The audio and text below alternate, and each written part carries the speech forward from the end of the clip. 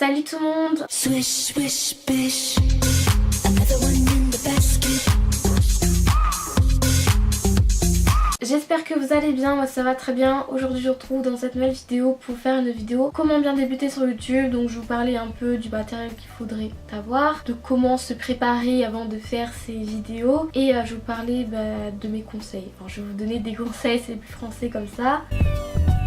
Donc si vous débutez, si vous êtes vraiment à vos débuts, je parle, si vous n'avez pas encore posté de vidéo, si vous voulez en faire, donc vous n'êtes pas obligé d'investir dans du matériel de très haute qualité. Perso voilà, moi j'ai quand même une bonne caméra, mais je l'ai pas acheté pour faire les vidéos, j'avais acheté de base pour faire des photos. Je m'étais dit bon si vraiment les vidéos ça me plaît, je pourrais débuter avec cette caméra. Vous n'êtes vraiment pas obligé d'acheter une caméra. Je vous conseille pas d'investir dès le début dans du matériel de très bonne qualité et de mettre surtout très cher dans votre matériel. Je pense qu'il faut acheter vraiment ce qui vous est indispensable. Pour moi c'est la caméra. Après ça dépend quel genre de vidéo vous allez faire. Si vous faites par exemple des vidéos gaming, c'est sûr que la caméra c'est pas le truc indispensable. Mais bon, si vous voulez faire des vidéos de mon genre, je vous conseillerais d'avoir soit une caméra, soit un téléphone. Donc je sais que par exemple les iPhones font de très bonne qualité d'image et de vidéo. Après le trépied, est-ce que c'est indispensable? Perso je dirais non. Après ça dépend. Si vous trouvez vraiment pas d'endroit où poser votre appareil, et faut peut-être investir dans un trépied, surtout que ça coûte pas non plus des 1000 et des 100. Vous pouvez en trouver vraiment des pas très chers sur Amazon. Un truc à savoir aussi, c'est que le son c'est plus important que la qualité de vidéo. Je trouve qu'il faudrait quand même se préparer un peu avant de faire des vidéos, donc se préparer physiquement et mentalement. Ce que je vous conseillerais de faire avant de faire votre première vidéo, ce serait de vous entraîner à filmer des vidéos. Je dis pas non plus qu'il faut en faire 50 de vidéos avant de poster la bonne vidéo, genre d'en faire on va dire une, deux ou trois. Ce serait pour voir à peu près comment vous vous débrouillez, s'il y a des trucs à changer, donc comme la luminosité, si vous êtes à l'aise aussi, parce que je sais que quand on fait sa première vidéo on n'est pas forcément très à l'aise. Une fois que vous avez votre vidéo, je pense que faut trouver un logiciel de montage, parce que les gars on est en 2018 et qu'est-ce que c'est chiant d'avoir des vidéos sans montage, sans coupure. En logiciel de montage, vous en citez quelques-uns. Il y a iMovie tout d'abord, après c'est que sur Apple, mais si vous avez un iPhone et que vous filmez avec ce dernier, je pense que ça pourrait être un bon logiciel. Sinon sur Windows vous avez Movie Maker.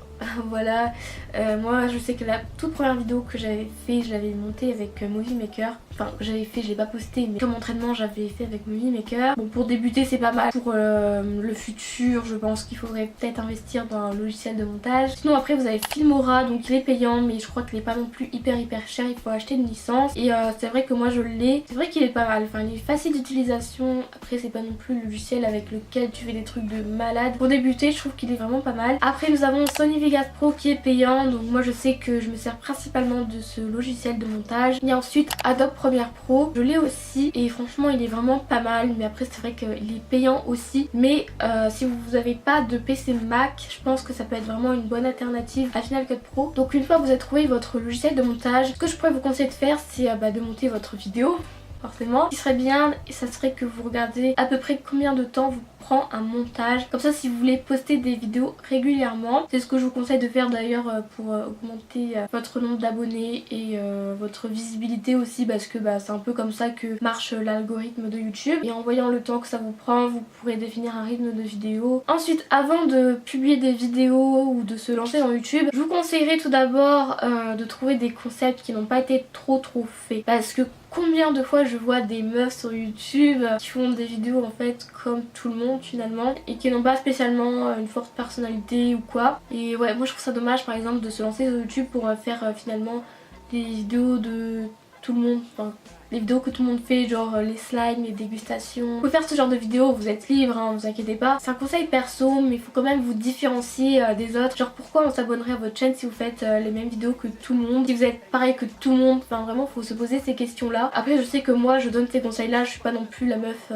qui fait les vidéos les plus originales du monde, mais j'estime quand même que je fais pas non plus tous les vidéos tendance. Ensuite il faudrait se préparer à recevoir des critiques, parce que franchement les premières critiques qu'on reçoit c'est pas forcément facile de les accepter, et surtout il faut pas non plus tout prendre à cœur. Donc si on dit une critique constructive ou non, faut pas la prendre mal en fait. Après je vous conseillerais d'assumer ce que vous faites. Pourquoi moi j'ai eu la grosse connerie pendant un an et demi, de ne pas trop assumer mes vidéos. Donc en fait je sais que moi j'ai commencé en 3ème mes vidéos. J'ai commencé en avril je crois. Bon ça va puisque c'était fin 3ème. Bon encore en 3ème il n'y a pas tout le monde qui était au courant parce que c'est vrai que j'avais pas non plus beaucoup d'abonnés, mais en seconde je l'avais dit à personne, enfin il y avait des personnes dans ma classe qui étaient au courant parce que bah ils étaient avec moi au collège et tout. Si vous voulez pas le dire, si vous voulez le garder pour vous, faites ce que vous voulez, mais c'est vraiment des conseils. Et donc en gros ben ça s'est su de toute façon, genre il y a quelqu'un qui est tombé sur ma chaîne par hasard. Voilà, maintenant à l'heure d'aujourd'hui toute ma classe est au courant, enfin je pense que toute ma classe est au courant à part ceux qui sont perchés et qui vivent dans je sais pas quel monde. Franchement je suis beaucoup mieux comme ça, je me sens beaucoup mieux, je me sens moi-même. Genre l'année dernière j'avais l'impression de me cacher et je pense que c'est pour ça aussi que j'étais pas forcément à l'aise sur mes vidéos. Ensuite dernier truc donc c'est d'avoir de bonnes raisons de commencer sur YouTube. Moi par exemple je sais que j'ai commencé ma chaîne YouTube tout d'abord parce que j'avais envie de faire des vidéos et aussi je me suis lancée sur YouTube parce que je me suis dit ok ça pourrait m'apporter de la confiance en moi. Et franchement c'est vrai que ça m'a apporté je trouve de la confiance en moi, chose que je n'avais pas forcément il y a presque 2 ans. Voilà donc après il peut y avoir des raisons comme le partage, ça franchement je pense que c'est une des raisons principales. La passion surtout, partager sa passion, je trouve que c'est vraiment quelque chose de beau. Et donc ouais ne pas commencer YouTube pour la notoriété ou pour la thune. Là je vais vous donner mes conseils, donc les trucs à faire et à ne pas faire. Premier truc à ne pas faire c'est le putaclic. Vous aurez peut-être plus de vues sur vos vidéos mais les gens en fait vont pas s'abonner forcément à votre chaîne et ça vous donnera une mauvaise image. Ensuite ça c'est vraiment un truc que je vous conseille mais vraiment de pas faire, c'est de mettre sous plein de vidéos abonne-toi à ma chaîne, abonne-toi et je rends. Donc ok vous pouvez faire un peu de pub entre guillemets mais ne dites pas des phrases comme ça. Exemple de phrases que vous pouvez dire c'est superbe vidéo, j'aime beaucoup, si t'as le temps tu peux passer sur ma chaîne, nanana, ça ferait plaisir. Voilà par exemple vous pouvez dire ça mais direct abonne-toi je rends, abonne-toi à ma chaîne, enfin c'est vraiment très relou ce genre de message. Un truc assez important c'est de répondre aux commentaires de vos abonnés. Ça je trouve que c'est assez important, je vois il y a des gens genre ils ont 1000 abonnés, ils ont peut-être quelques commentaires mais ils répondent pas aux commentaires des abonnés. Je comprends pas trop en fait, enfin, c'est dommage je trouve. Je suis sûre que si vous répondez aux commentaires de vos abonnés ils auront encore plus envie de vous mettre des commentaires et même genre je sais pas moi je fais pas non plus ça pour avoir encore plus de commentaires ou quoi hein, que ce soit clair mais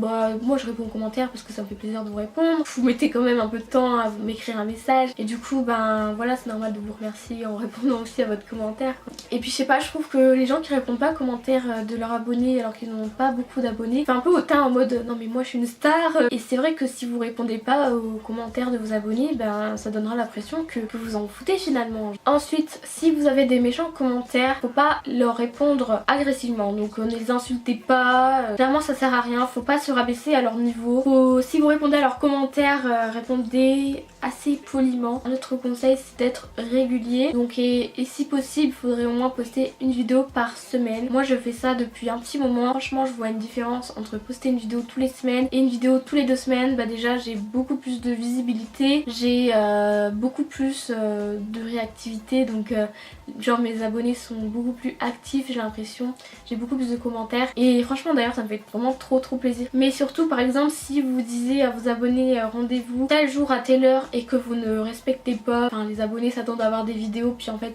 bah non, ou ça sort en retard. Moi je sais que je suis plutôt quelqu'un d'organisé pour ma chaîne YouTube et voir quelqu'un, enfin un youtubeur, dire ah bah ma vidéo sort à 18h et puis bah finalement ah bah non en fait ma vidéo sort à 20h. Moi je sais que ça m'énerve perso, je sais pas vous. Et voilà, et surtout si vous avez pas envie de poster une vidéo par semaine, ne le faites pas, ne vous forcez pas. Moi je le fais parce que j'en ai envie et que bah j'ai quand même le temps. Mais si vous n'en avez pas l'envie et même si vous n'avez pas envie de tourner des vidéos ou quoi, ne vous forcez pas, ça ne sert à rien. Un truc très important, donc je sais qu'il n'y a pas non plus tout le monde qui fait ça, mais il ne faut vraiment pas mentir à vos abonnés. Genre par exemple, ne mentez pas sur votre âge, c'est vraiment débile je trouve. Dans ce cas là, enfin si vous mentez sur votre âge, autant ne pas le dire, c'est plus simple. Et dernier conseil, ça serait de ne pas trop s'inspirer, de ne pas recopier les intros des grands youtubeurs. Je trouve que ça se fait pas trop en fait pour eux parce que bah eux ils ont mis du temps entre leur intro, genre leur intro elle est peut-être pas venue comme ça et je vois il y a des gens genre ils ont 7000, 5000 abonnés et ils recopient des intros des grands youtubeurs et moi je trouve ça vraiment mais dommage quoi. Tandis que si vous faites une intro que vous avez fait, que vous avez pensé, ben je trouve que ça reflète plus votre personnalité. J'espère que la vidéo vous aura plu, si c'est le cas n'hésitez pas à mettre un petit pouce en l'air, ça me ferait plaisir et moi je vous dis à la prochaine pour de nouvelles vidéos. Bye.